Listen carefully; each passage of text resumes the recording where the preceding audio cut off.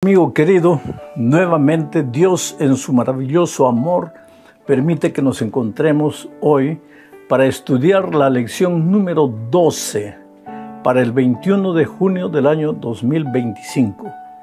El título de la lección de esta semana es Precursores.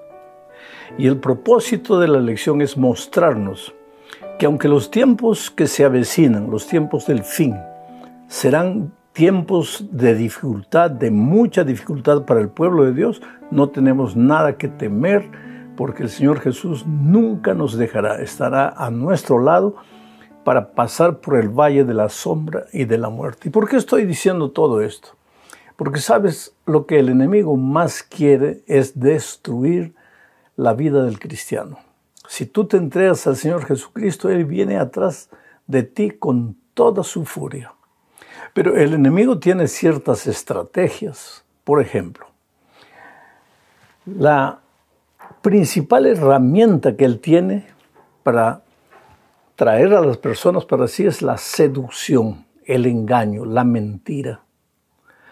Toma la palabra de Dios inclusive y la tuerce, la disfraza, la interpreta a su manera y te hace creer lo que no está escrito en la palabra de Dios. Es por eso que nosotros los seres humanos tenemos que tener mucho cuidado de dejarnos llevar solo por la palabra de otro ser humano. Nosotros tenemos que tener la Biblia en la mano y ver lo que la palabra de Dios dice, lo que está registrado ahí en las Sagradas Escrituras. Pero el enemigo, pues a lo largo de la historia, ha llevado mucha gente tras sí usando la herramienta del engaño, la mentira, la seducción. Ahora, cuando ya no puede, cuando esas herramientas no le dan resultado, entonces suelta la furia y viene la persecución. Es como dijera, ya que por amor no me sigues, entonces me vas a seguir por la fuerza. Y la Biblia anuncia que en los días finales, los hijos de Dios que quieran ser fieles a la palabra serán obligados a desobedecer, obligados a caminar en contra de la voluntad de Dios. Y esta lección muestra justamente eso. Vamos a la primera parte bajo el subtítulo Daniel 2 y el enfoque historicista de la profecía. Tú sabes que en el capítulo 2 de Daniel se presenta el sueño de Nabucodonosor. Dios le dio un sueño, el rey no recordaba a la mañana siguiente, entonces mandó llamar a los adivinos, astrólogos, nadie podía, los condenó a la pena de muerte y entre ellos estaba yendo Daniel y sus compañeros. Pero entonces Daniel le dijo a Arioc, el general, ¿por qué nos están llevando si nos han dado la oportunidad de hacer algo? Arioc llevó a Daniel al rey y pues tú conoces el resto de la historia. Dios le reveló a Daniel el sueño del rey.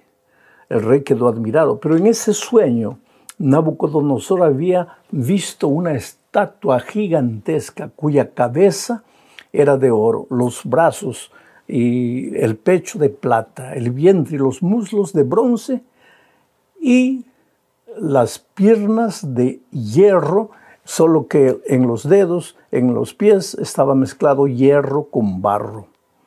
Y esta última parte de la historia, porque cada metal simbolizaba un periodo de la historia, el dominio de un imperio universal, pero al final, en la época de los pies, Dios le reveló a Daniel y se lo dijo al rey que eso significaba que en los últimos días los reinos no podrían más unirse, no se levantaría más otro imperio universal, sino que las naciones estarían luchando por la supremacía, intentarían juntarse una con la otra a través de matrimonios, de alianzas políticas, pero no sucedería nada, no habría más un imperio universal.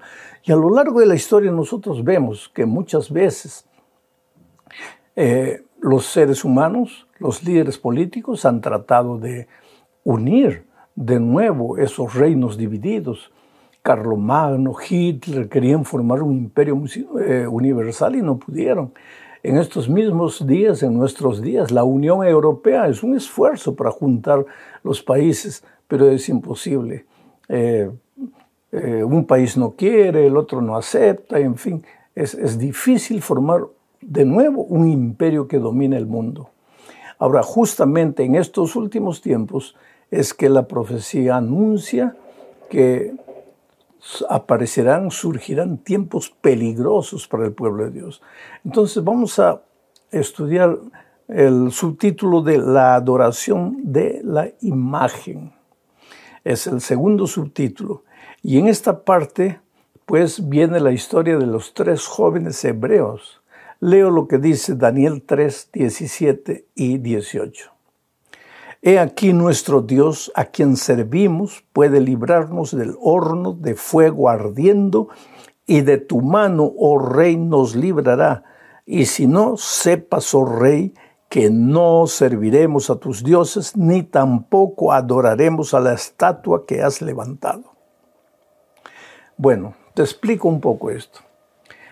El rey Nabucodonosor, después de la interpretación de su sueño, comenzó a cavilar, a pensar entre sí y llegó a una conclusión muy humana y muy egoísta. En la estatua que es el desfile de la historia del mundo, yo soy la cabeza de oro. Pero ¿por qué tengo que ser solo la cabeza? ¿Por qué no puedo ser los brazos, el pecho, los muslos, la pierna, en fin? ¿Por qué tengo que ser una parte de la historia? ¿Por qué no puedo ser toda la historia? ¿Por qué no puedo dirigir el único imperio que dominará el mundo para siempre? Entonces mandó levantar una estatua. Y esta estatua que él mandó levantar ya no tenía la cabeza de oro, los brazos y el pecho de plata, nada de eso. Sino que mandó levantar una estatua toda de oro, como queriendo decir, en mi sueño Dios me ha dicho que yo soy solo la cabeza, pero yo quiero ser toda la historia, todo el cuerpo. Y no solo mandó levantar la estatua, sino que mandó que todos los habitantes de Babilonia se arrodillasen, se curvasen ante la estatua. Aquí aparecen los 3 amigos de Daniel, hebreos fieles que conocían bien la ley de Dios, que decía que hay que adorar únicamente al Dios verdadero. Cuando fueron amenazados de muerte, pues ahí acabo de leer la respuesta de los jóvenes. No, Señor, nosotros vamos a adorar únicamente a Dios. Y si tú quieres matarnos, rey, puedes hacerlo, pero así mismo no te vamos a adorar, no nos vamos a encurvar delante de la estatua, vamos a adorar únicamente a Dios. Y estos jóvenes son símbolos del pueblo de Dios de los tiempos finales. Cuando, como ya te dije, el diablo, al ver que con la seducción trae mucha gente, pero hay un grupo, un remanente fiel a Dios que estudia la palabra y quiere obedecer a Dios, entonces va a soltar la persecución sobre ellos. Vamos a ser obligados. Y esto es lo que nos lleva a la tercera parte, otra imagen y la orden de adorarla. Pues así como los jóvenes hebreos fueron condenados a muerte por no adorar a la estatua, el pueblo de Dios también en los tiempos del fin será condenado a muerte por no adorar a un poder que le obliga a ser adorado. Voy a leer lo que dice Apocalipsis capítulo 13, versículo 15. Mira, y se le permitió infundir aliento a la imagen de la bestia, para que la imagen hablase e hiciese matar a todo el que no la adorase. Mira, el estudio de esta semana no es Apocalipsis 13, pero si lees todo el capítulo 13, entonces verás que hay un dragón, que es la serpiente antigua, que se llama Diablo y Satanás, y que Juan en la visión de Apocalipsis 13 ve salir del mar a una bestia. Bestia no es una expresión peyorativa. Bestia en la profecía es poder. Ese poder es tremendo.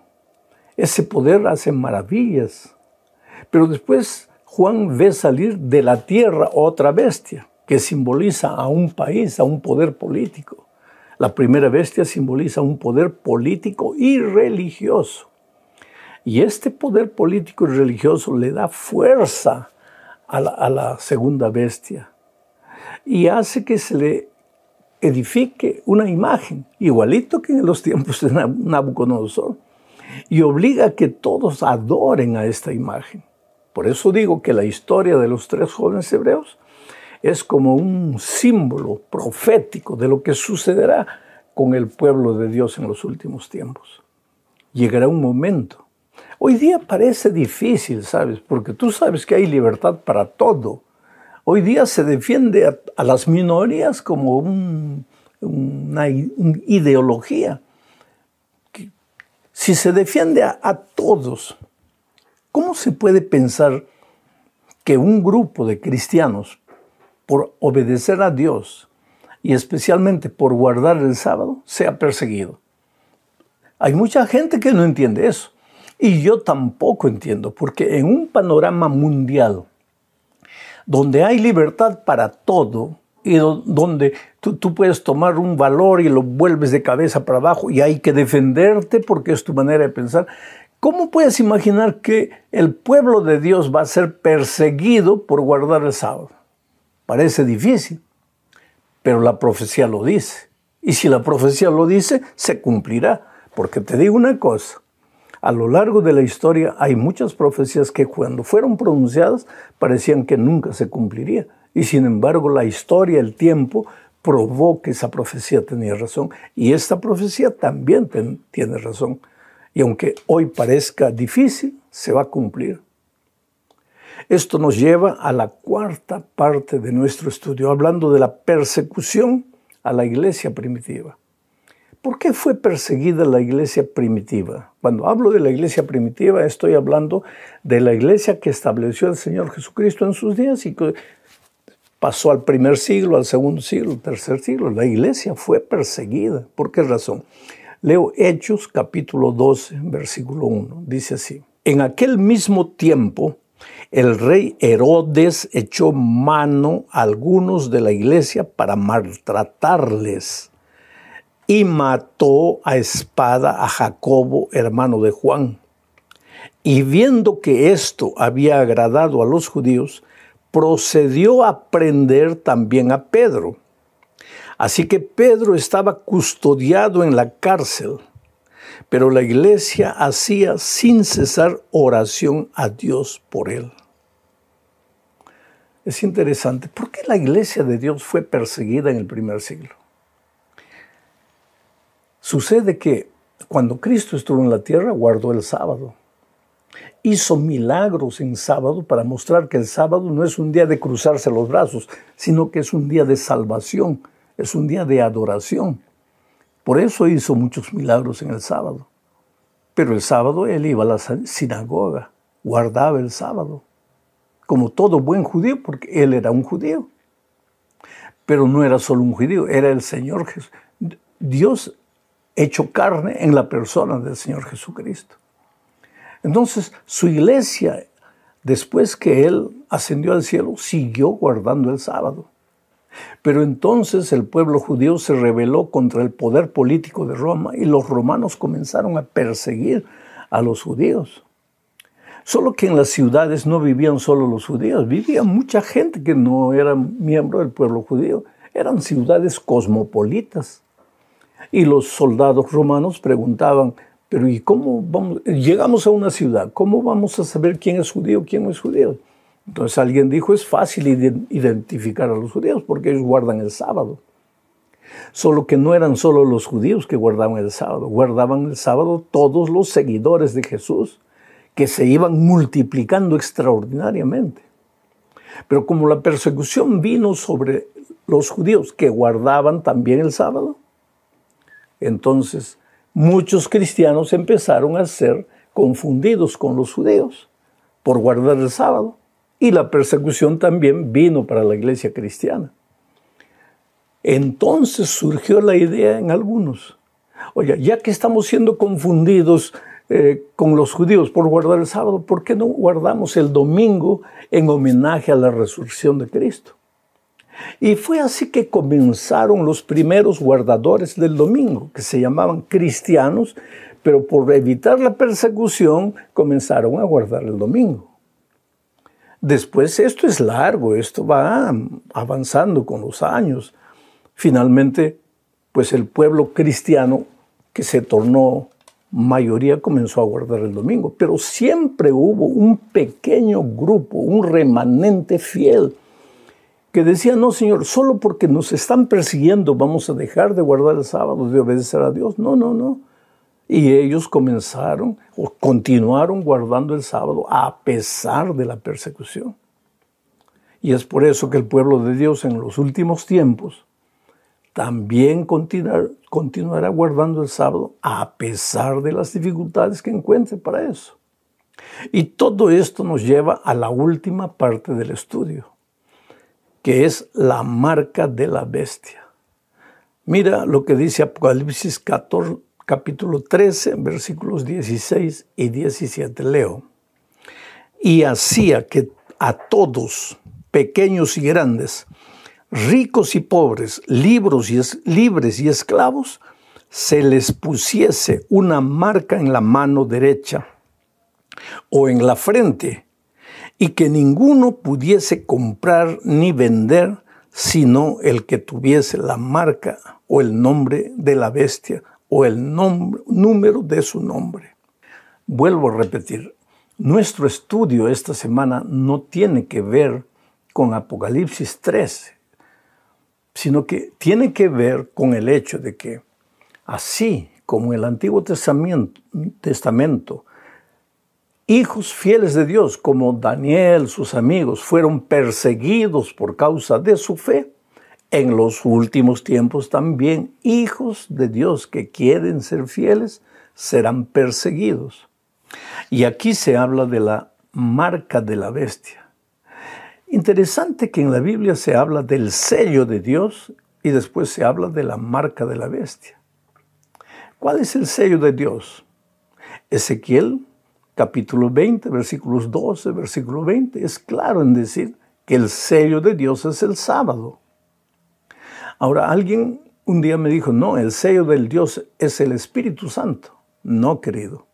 El Espíritu Santo es el sellador, el que coloca el sello. Pero el sello es el sábado.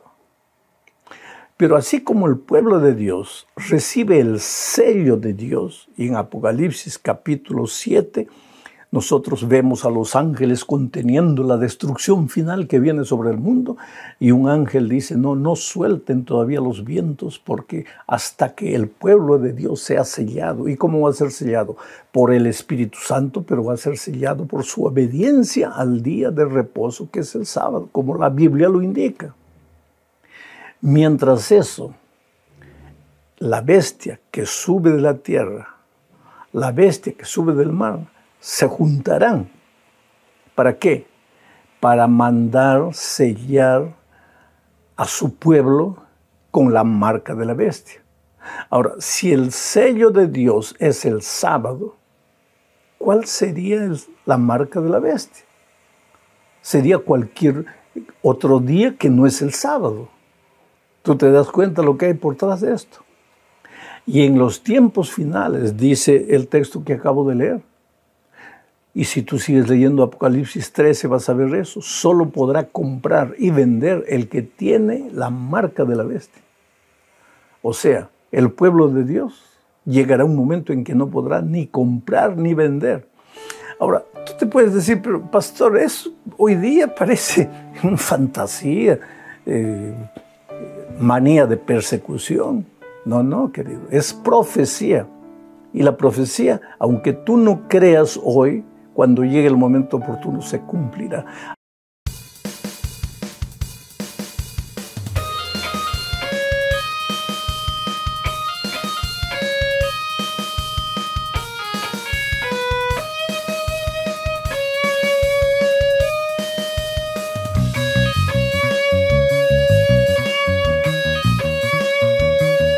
De su presencia, ¿verdad? Y la palabra dice así: cantad alegres a Dios, habitantes de toda la tierra. Servid al Señor con alegría. Venid ante su presencia con regocijo. Reconoced que el Señor es Dios. Él nos hizo y no nosotros a nosotros mismos. Pueblo suyo somos y ovejas de su prado. Entrad por sus puertas con acción, por sus atrios alabadle. Bendecid su nombre, porque el Señor es bueno. Para siempre su misericordia y su verdad por todas las generaciones. Cierra tus ojos allí donde estás y con todo tu corazón dale gracias a Dios. Dile gracias, Señor. Gracias porque no hay ningún motivo por el cual quejarme, Señor. No lo hay. Todo en mi vida, Señor, ha sido un reflejo de tu bondad, de tu fidelidad, de tu amor. No tengo palabras, Señor, solo mi corazón rendido ante tu presencia. Padre, te doy gracias. Gracias por el privilegio que nos da, Señor, a nosotros, tus hijos, tu pueblo, Señor, el poder reunirnos en esta hora para invocar tu nombre, Señor, para alabarte, adorarte, Señor, para juntos, Señor, en un mismo sentir y en un mismo espíritu, Señor, poderte cantar con alegría y con gozo, Señor. Que todo lo que hoy se va a realizar en este lugar, tú lo estés dirigiendo de principio a fin, Señor, todo lo que se va a llevar a cabo. Dios mío, te pedimos por el pastor para que seas tú, Señor, ministrando a tu pueblo, a tus hijos, Dios mío, que sea tu Espíritu Santo hablando a través de sus labios, Señor, y que el pueblo, Señor, esté atentos a la voz de Dios, que hoy, Señor, traes palabra, hoy traes alimento fresco, Señor. Ayúdanos a retenerlo, Padre, a ponerlo en práctica cada día de nuestra vida. Que tu Espíritu Santo se pasee con plena libertad, Señor, mientras te alabamos y te adoramos. Señor, trae sanidad, Señor, fortalece, Señor, al caído, Dios mío. Ayúdanos.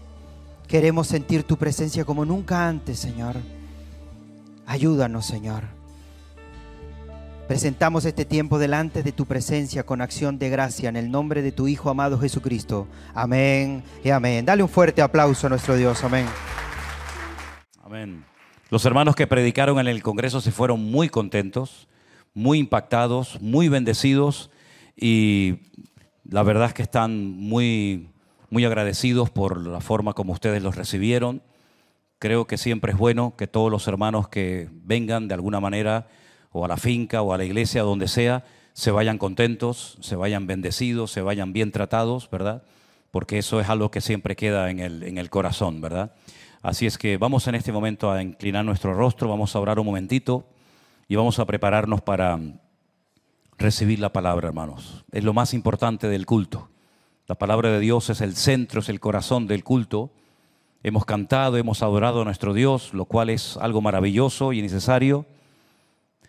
Pero nuestra fe no está fundada en la alabanza, ni siquiera en la adoración. Nuestra fe está fundada en Cristo Jesús, el Verbo hecho carne.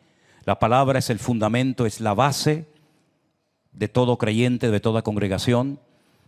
Y ahora te pedimos, Señor, que esta palabra que va a ser expuesta, que va a ser explicada a tu pueblo, a tu iglesia, sea de bendición para todos los que la van a oír. No solamente los que estamos aquí, sino la cantidad de hermanos y hermanas que en muchas partes del mundo, en directo, en este momento, están siguiendo la retransmisión de este culto aquí en Tenerife, Señor.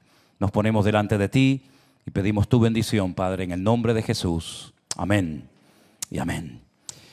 Antes de compartirles la palabra y decirles dónde voy a estar leyendo, hemos visto en estos días un acto tremendo desde mi punto de vista y mi opinión personal, cargado de una hipocresía tremenda, ¿no?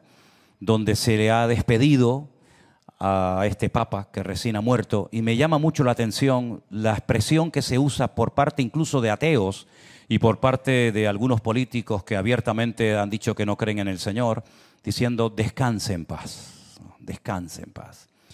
Bueno, esto difícilmente creo que una persona que ha representado lo que ha representado durante tantos años y que ha sido el Papa que más santos ha elevado a los altares, un total de 496 nuevos santos tiene ya la Iglesia Católica y que gozan del apoyo y del beneplácito de la Iglesia para poder ser adorados y venerados, pues difícilmente, sinceramente, con la palabra de Dios, creo que una persona puede descansar en paz después de haber representado la idolatría, de haberla fomentado, de haberla practicado y de haber abierto y de haber dicho abiertamente que apoya cosas que son totalmente antibíblicas. Pero bueno, ahora se ha levantado una expectativa. ¿Quién será el próximo papa? ¿Estará aquí entre nosotros en esta noche a lo mejor? ¿Estará escuchándonos en la casa, en alguna iglesia? No lo sé. Bueno, sí lo sé. Aquí no está por lo menos, ¿no? ¿Será el Papa Negro del cual se ha profetizado que vendría ahora un Papa Negro? ¿Será un Papa de Israel? Porque quiero decirles que hay un cardenal en Israel que tiene muchísimas probabilidades de que sea tal vez el próximo Papa.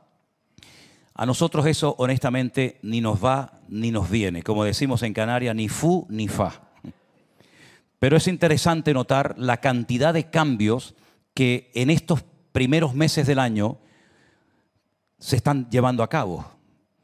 Y cambios que de una manera u otra afectan a las naciones, en la política, en la religión, en el ambiente espiritual, la economía incluso. Y estamos viendo cosas realmente increíbles y sobre todo lo que yo veo más claro que el agua es cómo se está posicionando cada nación, cada país, cada gobernante para jugar su papel en los últimos tiempos. Hemos oído mucho en este Congreso acerca de los últimos tiempos, de cómo Dios utiliza naciones para castigar a naciones, de cómo los políticos a veces son instrumentos en las manos de Dios para llevar a cabo ciertos y determinados proyectos divinos, y eso no nos tiene que sorprender, porque fue el faraón, un idólatra, un pagano, el que permitió que José, por ejemplo, saliera de la cárcel y éste le interpretara unos sueños, y gracias a la interpretación de esos sueños, pues muchos salvaron la vida. Incluso cosas que después ocurrieron que afectaron el futuro de todo el pueblo de Israel y de otra gente, ¿verdad? Y vemos cómo el Señor también utilizó a Nabucodonosor para castigar la idolatría, la desobediencia, la rebelión de las tribus del sur, Judá y Benjamín. Y vemos cómo después utilizó a Ciro, que era también un pagano, no era del pueblo de Israel, pero lo utilizó para financiar la reconstrucción del templo de Jerusalén y permitir que pudieran volver otra vez a su país a hacer una vida, digamos, normal.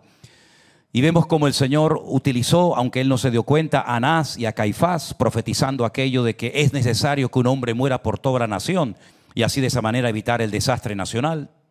Y podríamos enumerar muchos casos y muchos ejemplos de políticos buenos y políticos malos, gobernantes de las naciones, que en un momento determinado fueron utilizados por el Señor y también, como no, por el diablo, pero con permiso del Señor.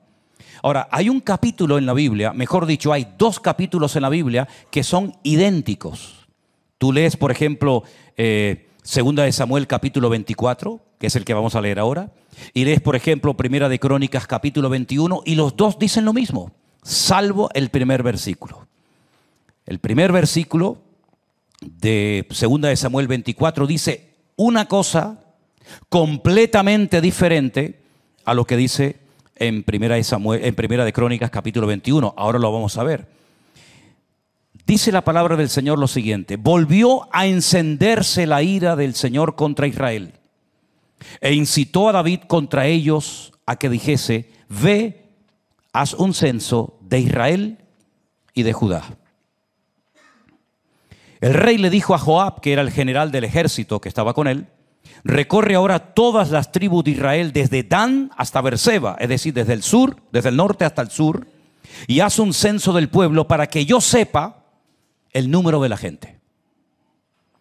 Joab le respondió al rey: añada el Señor tu Dios al pueblo 100 veces, tanto como son, y que lo vea mi señor el rey. Mas, ¿por qué se complace en esto mi señor el rey? Versículo 4. Pero la palabra del rey prevaleció sobre Joab y sobre los capitanes del ejército. Salió pues Joab con los capitanes del ejército delante del rey para hacer el censo del pueblo de Israel. Y pasando el Jordán, acamparon en Aroer, al sur de la ciudad que está en medio del valle de Gad y junto a Jazer. Después fueron a Galaad, a la tierra de Opsi. De allí fueron a Damjaam y los alrededores de Sidón. Fueron luego a la fortaleza de Tiro y a todas las ciudades de los heveos y de los cananeos, y salieron al Negev de Judá en Beersheba. Después que hubieron recorrido toda la tierra, volvieron a Jerusalén al cabo de 9 meses y 20 días. Y Joab dio el censo del pueblo al rey, y fueron los de Israel 800,000 hombres fuertes que sacaban espada, y los de Judá 500,000 hombres. Después que David hubo censado al pueblo, le pesó en su corazón. Y dijo David al Señor: yo he pecado gravemente por haber hecho esto. Mas ahora, oh Dios, te ruego que quites el pecado de tu siervo, porque yo he hecho muy neciamente. Ahora explicaremos por qué a David le pesó haber hecho ese censo y las consecuencias que vamos a leer a continuación, que fueron muchas, por cierto. Por la mañana, cuando David se hubo levantado, vino palabra del Señor al profeta Gad, que era el vidente de David, y le dijo: ve y dile a David, así ha dicho el Señor, 3 cosas te ofrezco, tú escogerás una de ellas para que yo la haga. Piensa tú, de estas 3 cosas que le va a proponer Dios a David, ¿cuál hubieras escogido tú? Las 3 cosas son las siguientes. Vino pues Gad a David y se lo hizo saber y le dijo: ¿quieres que te vengan 7 años de hambre a tu tierra? Número 1. Número 2. ¿O que huyas 3 meses delante de tus enemigos y que ellos te persigan? Número 3. ¿O que 3 días haya peste en tu tierra? Piensa ahora y mira qué responderé al que me ha enviado. Interesante, ¿no? Tú eliges el castigo, pero castigo vas a tener. O 7 años de hambre, o 3 meses huyendo día tras noche de tus enemigos, o 3 días de una peste en todo el país. Entonces David le dijo a Gad el profeta: en grande angustia estoy. Caigamos ahora en mano del Señor, porque sus misericordias son muchas, mas no caiga yo en manos de los hombres.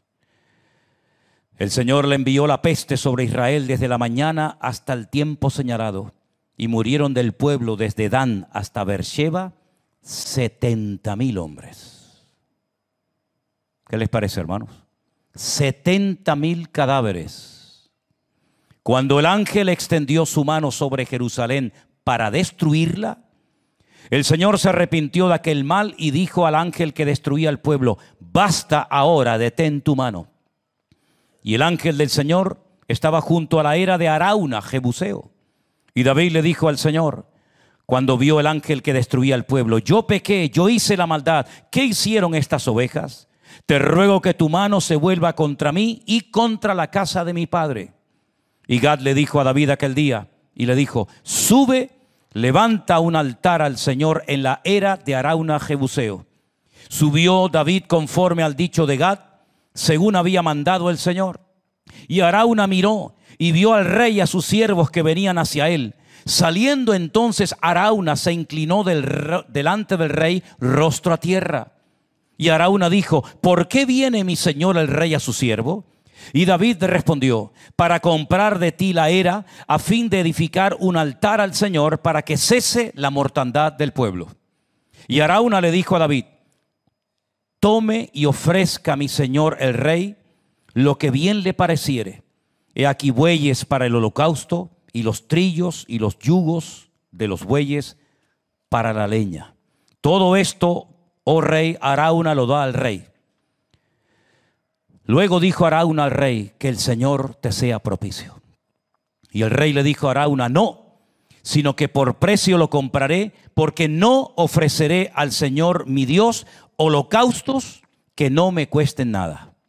Entonces David compró la era y los bueyes por 50 siclos de plata, y edificó allí David un altar al Señor, sacrificó holocaustos y ofrendas de paz, y el Señor oyó las súplicas de la tierra y cesó la mortandad en Israel. ¿Cuántos dicen amén? Tremendo, ¿no? Esto aconteció casi al final de la vida del rey David. Recuerden que David tuvo aproximadamente como 40 años como rey. 7 años reinó en Hebrón y después el resto del tiempo en la ciudad de Jerusalén, a la cual él llamó la ciudad de David. Ya casi al final de su reinado se le ocurre hacer algo que aparentemente no tiene tanta importancia, pero ya creo que la tuvo. Se le ocurrió hacer un censo, no porque el Señor se lo había pedido, sino porque probablemente en lo más profundo de su corazón, el rey quería estar orgulloso y presumir del potencial militar y de la cantidad de hombres preparados para la guerra que él tenía en ese momento. Estamos hablando más de 1.300.000 soldados. Hace miles de años eso era una barbaridad. Un ejército armado hasta los dientes que había conquistado muchísimo territorio, y a David se le ocurre por su cuenta hacer un censo del pueblo, digamos como para presumir, no para darle gloria a Dios, porque por el contexto de lo que hemos leído, Dios no tiene nada que ver con esta decisión equivocada que está tomando el rey. Prueba de ello que después le pesó. Ahora, lo curioso de la historia, y lo vamos a ver a continuación, es que en ese momento de la historia, cuando se escribe este pasaje en 2 de Samuel, no se creía que el pueblo de Israel podía ser atacado o tentado por el enemigo, es decir, por el diablo, por Satanás. Pero mucho tiempo después se volvió a escribir en otro libro del Antiguo Testamento la misma historia. En esta ocasión, en Primera de Crónicas, el capítulo 21. David censa al pueblo. Es exactamente lo mismo que cuenta el capítulo 24 de 2 de Samuel. Con la diferencia de que empieza diciendo: Satanás se levantó contra Israel e incitó a David a que hiciese un censo a Israel. Esa es la única diferencia que hay entre un pasaje y otro, entre un capítulo y otro. En uno dice que fue Dios el que se levanta contra Israel e incita a David a cometer este pecado, cosa que es teológicamente un grave error, porque la Biblia dice que Dios no puede ser tentado, ni Él tienta a nadie. Jamás el Señor te va a pedir algo que vaya en contra de su moral, en contra de su esencia, en contra de su naturaleza, en contra de lo que Él es. Pero sin embargo, en ese momento se creía que Satanás no podía, bajo ningún concepto, tentar o atacar al pueblo de Israel. El tiempo demostró lo contrario. Los profetas se dieron cuenta con el paso del tiempo que si Israel no obedecía, si Israel entraba en idolatría y desobedecía al Señor, claro que por supuesto el diablo podía atacarlos y podía hacerles mucho daño, incluso al mismo creyente, a nosotros los hijos de Dios. Si bajamos la guardia, si no nos sometemos al Señor, si hacemos lo que nos da la gana, si andamos en desobediencia y en desorden, claro que el enemigo puede tomar lugar. De hecho, el Señor, a través de la pluma de Pablo, dice: no le deis lugar al diablo, porque se le puede dar lugar al enemigo. Someteos a Dios, resistid al diablo y huirá de vosotros. En otras palabras, no estamos vacunados ni estamos exentos de que el enemigo en un momento determinado quiera atacar nuestra vida. A través de Pedro, el Señor dice que el diablo está como un león rugiente alrededor de nosotros, buscando a quien devorar, buscando la ocasión, el momento y el lugar propicio, idóneo, para destruir tu vida, afectar tu comunión y tu relación con el Señor. Pero repito, en la época en la que se escribió el 2 de Samuel, capítulo 24, ni siquiera se pensaba en la posibilidad de que el diablo pudiera atacar al pueblo de Dios. Con el paso del tiempo, repito, claro que se dieron cuenta de que Israel era tan vulnerable, exactamente igual de vulnerable que cualquier otro pueblo, porque la seguridad de Israel no estaba en lo que eran, sino estaba en el Señor su Dios, que los cuidaría y los protegería y los pastorearía siempre y cuando estuvieran alineados con Él, cumpliendo con su palabra. Amén, hermanos. Ahora, ¿qué necesidad tenía David a estas alturas de su vida, en la recta final de su reinado, de meterse en este lío? Aquí no se trata, queridos hermanos, de estar una temporada bien y de estar el resto de nuestra vida mal, en desorden y en pecado.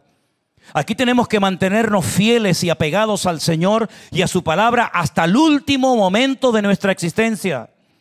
Aquí no es cuestión de decir: yo estuve 5 años sirviendo al Señor y honrándole, incluso hasta servía predicando al Señor en su obra, pero ahora estoy mal, he caído en pecado, en desobediencia, mi vida es un desorden. No se trata de eso. La Biblia nos enseña que tenemos que ser fieles al Señor hasta la muerte para poder recibir la corona de vida. Amén, hermanos.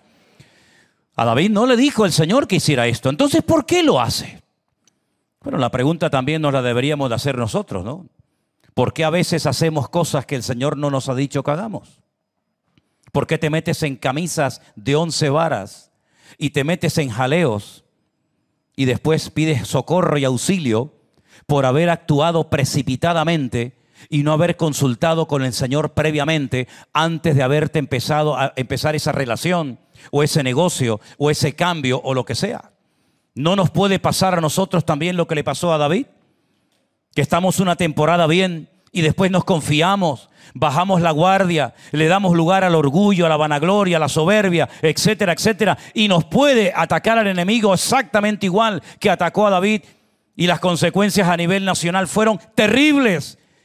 70,000 personas, hermanos, que se dice pronto, 70,000 personas murieron de peste. No sabemos qué tipo de peste, pero quiero decir que todas las pestes y todas las plagas que aparecen en la Biblia siempre las manda el Señor, siempre, ¿verdad?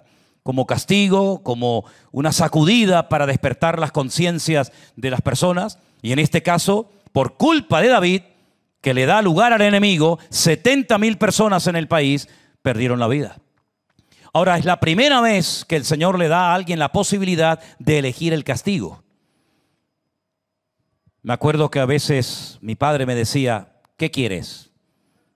¿Jarabe de palo? ¿Que te quite esto, esto y aquello? ¿O que no salgas a la calle? Digo, si me pegas, ¿salgo a la calle? Me dice, sí. Digo, pues pégame. Y que salga el sol por donde quiera, ¿verdad? Ahora el Señor le da a David la posibilidad de decir, a ver, castigo vas a recibir, No digas que aquí no ha pasado nada, porque aquí ha pasado algo muy grave. Tú eres mi representante en el país. Y tú no puedes hacer cosas que a lo mejor otros sí pueden hacer. ¿Saben que hay personas que cuando pecan o hacen algo malo, siempre dicen, sí, pero es que él también lo hizo? Y él lo hizo peor que yo. Pero sabes, lo he dicho muchas veces. El apóstol Pablo dijo cuando ya le estaba escribiendo a los corintios, a los cuales él tildaba de niños, de inmaduros y de carnales, le dijo, hermano, yo también fui un niño. Porque él está diciéndole, sois niños en Cristo. Os di a beber leche y no vianda porque aún no sois capaces de recibir alimento sólido, porque sois niños, sois carnales. Pero él dice también un poquito más adelante en el capítulo 13, yo también fui un niño y hablaba como un niño. Me pasaba lo mismo que a ustedes. Pensaba como un niño, actuaba como un niño, me comportaba como un niño, hasta que dejé atrás ese infantilismo, esa falta de madurez y de crecimiento y de desarrollo espiritual, porque ahora soy un adulto, soy una persona madura en el Señor. Y hay cosas que a los niños se les permite. Hay cosas que a los niños se les pasa. Incluso hay cosas que los niños hacen que nos hacen reír. Pero esas mismas cosas que hace un niño, si las hiciera un adulto, la cosa cambia completamente, ¿sí o no? A David no se le podía permitir ni una, porque David no era un cualquiera. David había sido elegido por la mano del Señor para restaurar la confianza del pueblo en sus autoridades políticas y espirituales. Recuerden que el rey que le precedió fue un desastre, el juguete roto, como yo lo llamo, Saúl. Un hombre que aparentemente parecía que, pero al final nada de nada. Un hombre que llevó al país a la ruina moral, espiritual, económica, y lo mires como lo mires, destruyó a Israel. La Biblia dice que la gente estaba endeudada hasta el cuello, estaban asfixiados de los impuestos. Un hombre que no supo transmitir ni espiritualidad, ni confianza al Señor, nada, porque era un carnal. ¿Y qué transmite un carnal, hermanos? Pues lo que es, su carnalidad. Y cuando David sube al trono, el país está arruinado. La gente iba a la cueva famosa de Adulán, ¿se acuerdan? Donde David se escondía. Y la gente iba allí con sus problemas, con sus luchas, con sus depresiones, con sus problemas, buscando un alivio. Y David fue durante mucho tiempo para esa gente un punto de referencia. Era alguien diferente. Dice la Biblia que la gente cuando iba a la guerra iban con Saúl y no les quedaba más remedio que ir a la guerra, iban temblando. Pero sin embargo, cuando iban con David, iban corriendo como gacelas y parecían leones sus rostros y eran capaces de hacer locuras. Pero ese valor, esa osadía, se la transmitió David a ellos. porque veían que David también se jugaba la vida. No era un cobarde que estaba allí en la tienda dando órdenes y mandaba a los soldados al frente, sino que iba en primera línea. Y si había que pelear contra un león, él iba y lo mataba. Y si venía un oso, él iba y lo mataba. Y si era un gigante, él iba y hacía lo mismo. Y esa fe en Dios, ese amor por la palabra, esa vida de oración, de consagración, de intimidad, David se la transmitió al pueblo. Por lo tanto, David es un punto de referencia para toda la nación. Y él no puede hacer cosas que a lo mejor otro puede hacer. Como tú tampoco, ya a estas alturas, mi hermano querido, ya no puedes hacer cosas que a lo mejor antes hacías y no pasaba nada. Pero ahora es diferente. Porque cuanto más tiempo llevemos en el Señor y cuanto más sepamos del Señor, más compromiso adquirimos y más responsable nos hacemos. Es como cuando Moisés golpeó la roca. Bueno, tampoco fue para tanto, dirían algunos. Pues no vas a entrar a la tierra prometida. Pero hombre, si solo no vas a entrar. Porque tú eres el líder, tú eres el pastor y a ti no se te puede permitir que hagas semejante acto de desobediencia y más en público, que lo ha visto todo el país. Si yo hago la vista gorda y si yo te hago pasar a la tierra prometida y no hay ninguna consecuencia de tu pecado, la gente va a seguir tu ejemplo. Y lo mismo pasó con Saúl y lo mismo pasó con David y con tantos personajes de la historia. Por lo tanto, David dice, bueno, no tengas en cuenta mi pecado, borra mi rebelión. No es así de fácil, querido. No es así. Lo que has hecho, has involucrado a todo el mundo. Aquí han estado 9 meses y 20 días tus soldados. Has movilizado gente. Eso lleva tiempo, eso lleva dinero, eso lleva trabajo. Has movido a miles de personas para que te quedes tranquilo y te pongan encima de la mesa un papelito donde diga tienes no sé cuántos miles y miles de soldados. Ya estás contento. Ya puedes presumir de tu poder militar. Pero si el éxito de Israel no está en lo que tiene, sino en el Dios que lo cubre y los protege. Si tú mismo lo has escrito en los Salmos, ¿de dónde vendrá mi socorro? Tú lo escribiste, David, recuerda lo que dijiste. Mi socorro viene del Señor, el que hizo los cielos y la tierra. Tú dijiste, aunque un ejército acampe contra ti, no temerá mi corazón, porque el Señor es mi luz y mi salvación. Tú lo dijiste, David. Y esa canción la canta todo el mundo. Por lo tanto, lo que has hecho es un disparate. Y esto no puede quedar así como algo sin importancia. Esto merece un castigo. Y fíjate en la misericordia de Dios que le dice, bueno, elígelo tú. Elígelo tú. Quieren entrar en un periodo de hambruna durante 7 años. Son muchos años, ¿eh? ¿Cuántos podían haber muerto en aquella hambruna? Una barbaridad de gente. ¿Prefieres que los enemigos que te odian porque les has vencido muchas veces, quieres que durante 3 meses ellos te ganen todas las batallas que emprendas? ¿Prefieres eso? ¿O prefieres que mande la peste durante 3 días a la tierra? Y David dijo, prefiero caer en las manos de Dios que en las manos del enemigo. Adelante, Señor. Y dice la Biblia que desde el norte hasta el sur, como se dice bíblicamente, desde Dan hasta Beersheba, estuvo el Señor mandando a sus ángeles y murieron 70,000 personas. ¿Cuántas cosas podíamos habernos evitado, queridos hermanos, si hubiéramos consultado antes con el Señor y no hubiéramos actuado locamente haciendo nuestra voluntad sin consultar previamente con el Señor? Que esta palabra, que este mensaje, que esto que le pasó a David sea una advertencia para todos y para cada uno de nosotros, y nos demos cuenta de que si bajamos la guardia y si le damos lugar al orgullo, que es terrible ese pecado, porque es un pecado que consiste en robarle la gloria a Dios, que Dios nos libre, pues las consecuencias a corto y a largo plazo son realmente terroríficas. Pero ¿cómo se para esto? Cuando hacemos algo mal, cuando pecamos, cuando desobedecemos al Señor, ¿hay esperanza? Pregunto. ¿Hay remedio? ¿Hay solución? ¿Cómo se para esta mortandad? David llegó a decir, oye, el que pequé fui yo. Cárgalas conmigo, pero deja al pueblo, Señor. Sin embargo, la Biblia nos enseña que Dios le dijo algo, que hay una lección espiritual muy profunda en lo que David recibió de parte del Señor. Dice, tienes que levantar un altar. Un altar era simplemente algo que se hacía con piedras y encima se colocaba un animal, se sacrificaba, se degollaba y depende del tipo de sacrificio que fuera, se prendía fuego, a veces se podía consumir algo de la carne del animal o a veces era totalmente quemado al fuego. Pero sea como sea, siempre tenía que haber un derramamiento de sangre. Ahora, en esa montaña, que solamente se menciona 2 veces en el Antiguo Testamento, se llama el monte Moriah, que significa Dios es el que me enseña, Dios es mi maestro, eso significa Moriah. Solamente 2 veces se menciona en el Antiguo Testamento.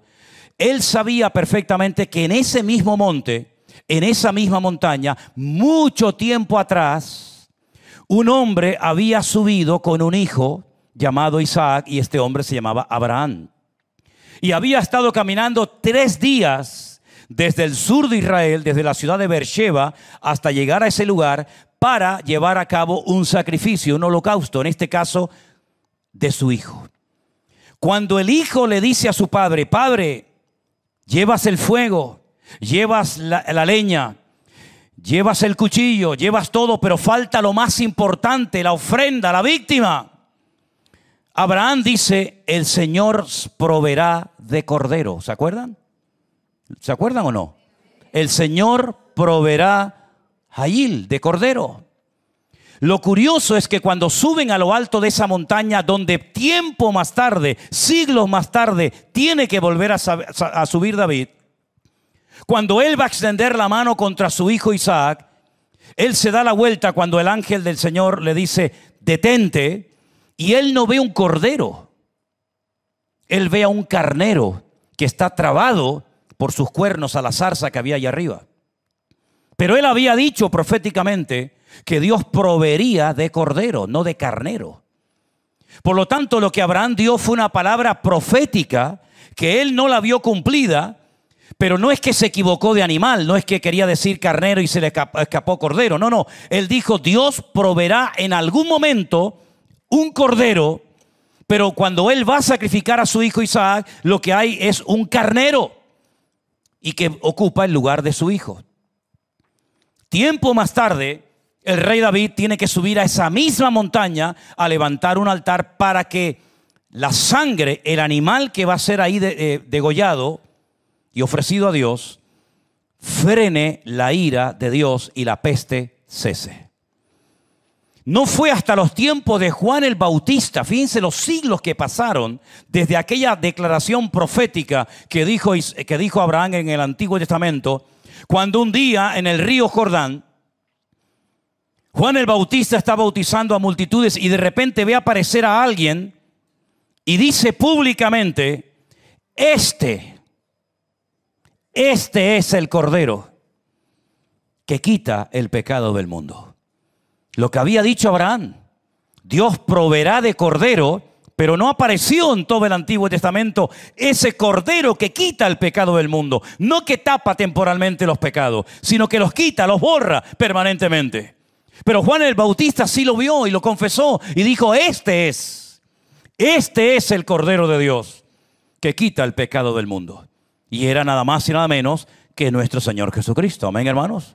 Hay 2 animales que se utilizan cuando se hablan del Señor Jesucristo: el cordero y el león. El cordero, el animal que se utilizaba generalmente para los sacrificios, y el león, ¿verdad? El rey de la selva, el rey de los animales, como rey triunfante y glorioso de la tribu de Judá. En esa montaña David tiene que darse cuenta de que tiene que haber un derramamiento de sangre, un sacrificio de una víctima inocente para poder parar esa peste que está matando a miles y a miles de personas en el país. Si trasladamos lo que le pasó a David en aquel tiempo, a nuestros días, en cierto sentido ha pasado lo mismo. Lo que pasa es que el pecado en ese caso de David fue hacer algo que Dios no le había dicho que hiciera. Pero es que ¿acaso alguno de nosotros en esta tarde no ha hecho a lo largo de su vida algo que el Señor te dijo que no hicieras? ¿Es que acaso todo lo que tú has hecho en la vida lo has hecho bien? ¿Es que acaso tú no necesitas la sangre del Cordero de Dios que quita el pecado de tu alma, de tu vida y de tu corazón? ¿Es que acaso la muerte de Cristo no fue también para ti y para mí y para cada uno de nosotros? Por supuesto que sí, porque todos somos pecadores y todos estamos destituidos, excluidos de la gloria de Dios. Me da igual si eras una buena católica, o un buen budista, o un buen musulmán. Me da exactamente igual. Todos somos pecadores y la paga del pecado es la muerte. David tenía tal vez que haber muerto el día que el ángel de la muerte llegó a Jerusalén. Pero cuando él lo vio, le dijo: Señor, ¿qué hago? Y el Señor le dijo: un sacrificio, un derramamiento de sangre. Y aquella sangre sirvió para tapar, para parar temporalmente la destrucción que se estaba llevando a cabo por culpa de él. Pero la sangre de Jesucristo, dice la Biblia, su Hijo amado, nos limpia de todo pecado. De tal manera que hoy en día, cuando tú reconoces que eres pecador, cuando tú reconoces que has hecho cosas que Dios no te dijo que hicieras, prácticas que practicaste, ceremonias que hiciste, lugares que frecuentaste, cosas que hiciste porque tú creías que eran de la voluntad y del agrado de Dios, eso te creías tú. Pero cuando leímos la palabra de Dios y se nos puso el espejo delante, nos dimos cuenta que cuando hacíamos así, no agradábamos a Dios, pero lo hicimos. Y cuando hacíamos la señal de la cruz, por la señal de la Santa Cruz, y lo hacíamos para Dios, no lo hacías para Dios, porque Dios nunca ha dicho a nadie que haga eso. Y cuando rezabas el rosario y cuando hacías tantas cosas, no estabas agradando a Dios. No estabas agradando a Dios. Estabas tal vez tapando la voz de tu conciencia. Estabas cumpliendo con tu teología religiosa, pero no con la voluntad de Dios. David nunca pensó que hacer un censo, que al fin y al cabo, humanamente hablando, no es algo tan grave, podía ofender tanto a Dios. Pues saben la realidad, mis queridos hermanos, que muchas veces hemos hecho cosas que ofendían a Dios y nosotros en lo más profundo de nuestros corazones nos creíamos que estábamos agradando a Dios. No me extraña que 10 reyes y 50 o 60 políticos del mundo hayan ido a la Plaza de San Pedro en el Vaticano y hayan dicho casi al unísono: descanse en paz. ¿En qué paz va a descansar, querido? La paz viene cuando agradas a Dios. La paz viene cuando la sangre de Jesucristo, su Hijo amado, nos limpia de todo pecado. La paz viene cuando reconoces tu pecado, cuando dejas la idolatría. Pero se dejó la idolatría, se dejó el culto a María, se dejó la confesión, no se dejó nada. No ha habido ningún cambio. Al contrario, hoy hay 900 y pico santos nuevos dentro de la Iglesia Católica que hace unos años eran personas de carne y hueso, exactamente normales como tú y como yo, pero que ahora son santos y pueden ser venerados y podemos invocarles para que intercedan delante de Dios por nuestras vidas. ¡Qué disparate! ¿Y quién permitió eso? ¿Quién lo levantó a los altares? ¿Quién financió todo eso? Bueno, ya saben quién fue. Por lo tanto, mis queridos hermanos, David, sí, el dulce cantor de Israel, el gran rey de Israel, has metido la pata, querido. Y esto no se soluciona pidiendo perdón, ¿eh? Aquí hay familias que se van a perder a sus padres. Aquí van a haber hijos que van a perder a sus seres queridos. Muchas mujeres que se van a quedar viudas por tu culpa. Porque los líderes de las naciones pueden abrir o cerrar la bendición de Dios a sus países. Y si no, miren cómo está el mundo. Miren cómo está el mundo, las naciones de la tierra. Aquellos que han dado lugar al enemigo, miren las consecuencias que han traído. Miren la cantidad de millones y millones de personas que han tenido que salir de sus países a buscarse la vida a otras naciones por culpa de una persona que comenzó a hacer las cosas mal, creyéndose el propietario del país o de la isla o donde estuviera, y ha traído maldición y ha traído tantas y tantas secuelas que hasta el día de hoy todavía se siguen experimentando en muchas partes del mundo. Y esa es la cruda realidad. Sí, David, tú eres el hombre de Dios. Cuando te sujetas a Dios, cuando obedeces al Señor, eres una bendición. Eres una bendición de Dios. Pero cuando bajas la guardia, eres tan carnal como cualquiera de nosotros. ¿O es que acaso no vemos en la Biblia que una persona puede ser en poco tiempo usada por Dios y usada por el diablo?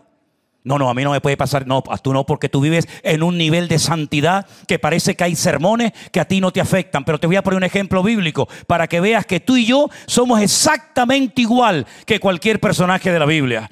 ¿Quién dicen los hombres que soy yo? A ver, quiero oír respuesta. Y empiezan los discípulos. ¿Viste lo que ha preguntado? Nos está preguntando que quién es él. Y yo qué sé, si todavía no lo conozco. No tengo claro, será un profeta. No sé, será un vidente que ha venido de... ¿Quién será? No sabemos. Solamente uno se atrevió a decir: tú eres el Hijo del Dios viviente. Sí, eso es muy fácil decirlo, pero es que un judío dice que Dios no tiene hijos, amigo. Y ahora él dice públicamente, tú eres el hijo del Dios de Abraham, de Isaac y de Jacob, que ha mandado a la tierra a su hijo, que además es el Mesías.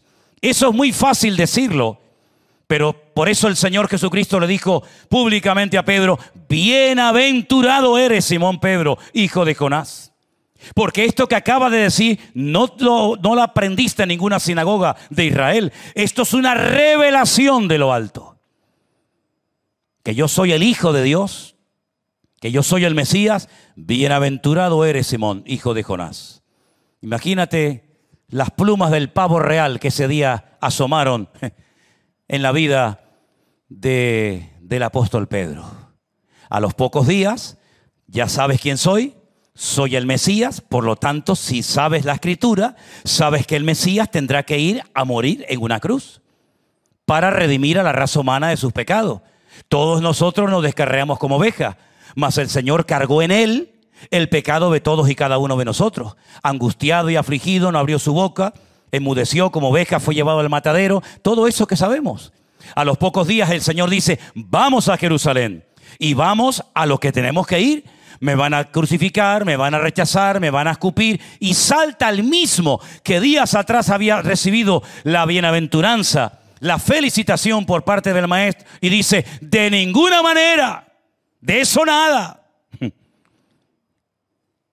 Tú no vas a ir a Jerusalén a que te maten. Y el Señor se le queda mirando al mismo Pedrito y le dijo, Satanás, apártate de mí.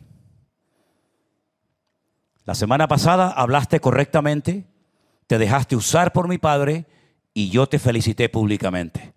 Han pasado unos días, te has dejado utilizar por el enemigo, tus emociones, tus sentimientos te han traicionado, quieres frenar la voluntad de mi Padre de ir a morir a Jerusalén y ahora mismo quien te ha usado no es mi Padre, es el diablo. ¿Os dais cuenta la misma persona? ¿Cómo puede ser utilizada en una ocasión por el Señor y por el diablo? David fue muchas veces usado por Dios. Si David no hubiera existido en su época, Israel no existiría hoy en día. David trajo un renuevo espiritual al país tremendo. David escribió más de 75 salmos que tenemos en la Biblia. David le enseñó al pueblo a acercarse a Dios. Por eso la Biblia dice que en los últimos tiempos Dios restauraría el tabernáculo caído de David. No habla del tabernáculo de religiosidad y de liturgia de Moisés, no. Dice en el libro de los Hechos que en los últimos tiempos, dentro de la renovación espiritual que viene, el Señor levantará el tabernáculo caído de David. Es decir, un renuevo en la alabanza, un renuevo en la adoración. Porque el Padre sigue buscando adoradores que le adoren en espíritu y en verdad. Mató osos, mató gigantes, hizo guerras tremendas. Fue muy usado por el Señor. Pero también fue muy utilizado por el diablo. Como tú y yo, si bajamos la guardia, podemos ser utilizados o por el Señor o podemos ser utilizados por el enemigo. Tú decides. La cuestión está, ¿por qué haces lo que haces? ¿Te has preguntado alguna vez eso? Le pregunté una vez a un predicador, ¿por qué predicas de eso? No lo sé, pero lo predicas. ¿No te has preguntado por qué predico eso? ¿Por qué le enseño eso a la gente? Ni siquiera te has parado a preguntarte por qué ministro de esta manera, por qué hablo de estos temas. David tenía que haberse preguntado en el fondo qué es lo que me mueve, qué es lo que me motiva a hacer este censo. ¿Qué necesidad tienes?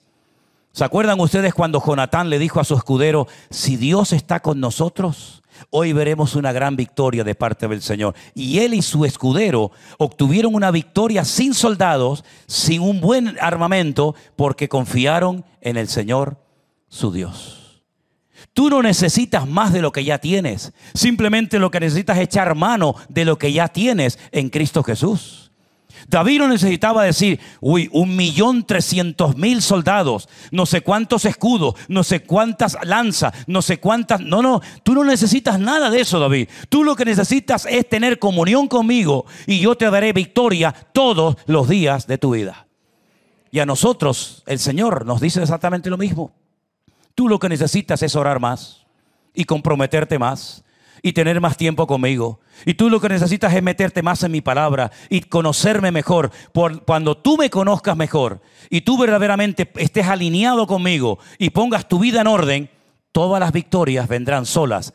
Bueno, dicho de otra manera, el Señor Jesucristo lo dijo de la siguiente manera: buscadme a mí primeramente, el reino de Dios y su justicia, y todas las demás cosas os vendrán por añadidura. ¿Cuántos dicen amén?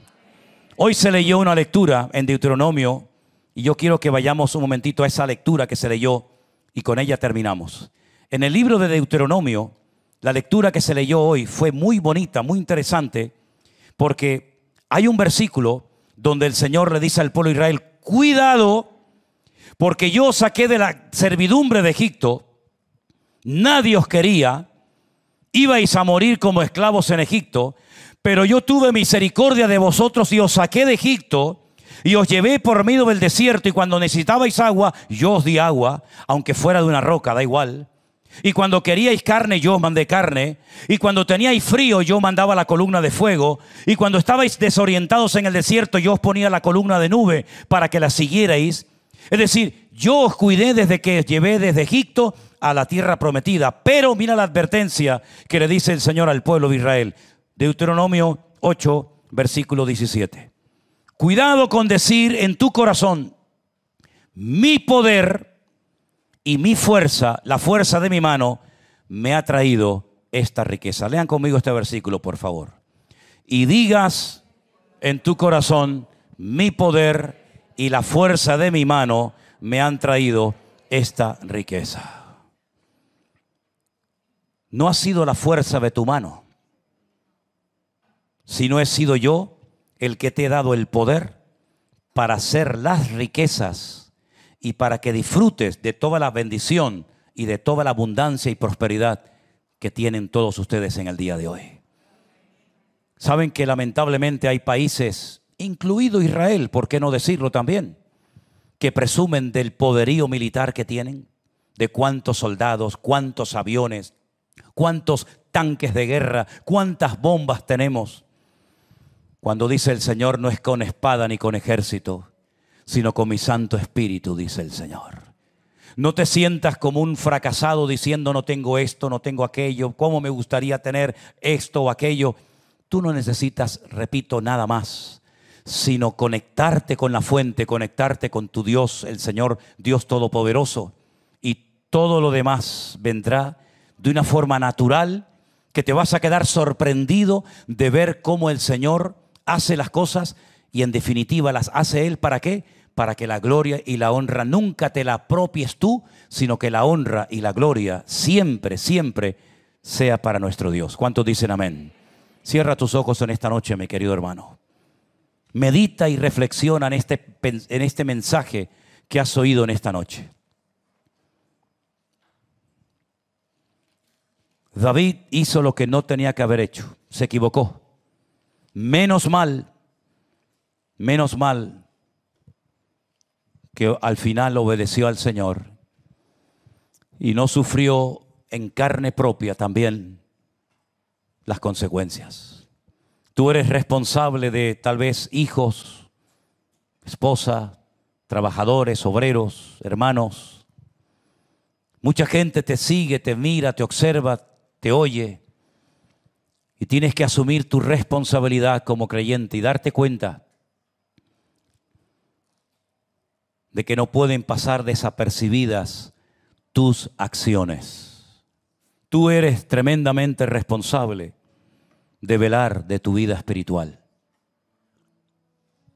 Tú tienes que darte cuenta de que ya no puedes hacer cosas o frecuentar lugares o decir ciertas y determinadas cosas que antes las hacías como algo normal. Tú ya eres un hijo de Dios con años, con experiencia, que has oído centenares de mensajes, que has estado probablemente en cientos o en miles de cultos, congresos, campamentos, convenciones, reuniones. Y tienes que asumir tu papel como persona responsable delante de Dios. David, has pecado. Has pecado, David. El pueblo se habrá llevado una desilusión después de haber hecho esto. Ya se lo dijo Joab, mi señor el rey, ¿para qué tienes que hacer esto? ¿Para qué tienes que hacer esto, mi señor? Que el Señor te añada 100 veces más y lo vean tus ojos. Pero tú no tienes necesidad a estas alturas de tu vida de hacer este censo. Termina tus días en paz, en victoria. Ya has conquistado a tus enemigos, te temen, te pagan tributo. Tu hijo Salomón va a construir el templo de Jerusalén. Por lo tanto, ¿por qué se complace mi Señor en hacer esto? Que no te complagas, que no tengas contentamiento en hacer tu voluntad, sino en hacer la voluntad de Dios. Esa es nuestra meta, hermano, y nuestro objetivo. Que tu gozo no esté en hacer lo que tú quieres hacer, sino en hacer la voluntad de tu Dios. Señor, ayúdanos a ser cristianos obedientes, sometidos a tu palabra, Señor, consultando contigo siempre todo antes de dar cualquier